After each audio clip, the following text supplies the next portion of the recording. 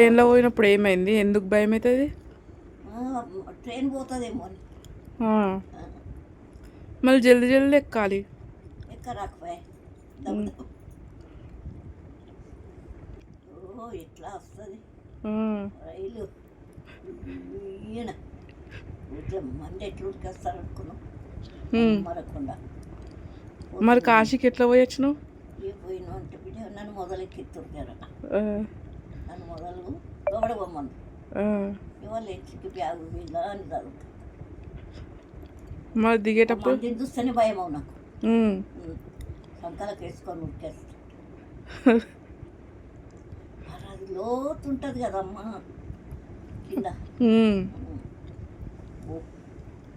నాకు భయమే కిందక భయం.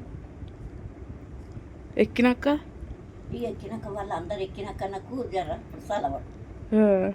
అందరు ఎక్కాలి కదా. అందరు ఇంట్లో లోపలికి వచ్చినాక అప్పుడు నిమ్మలం అనిపిస్తుంది.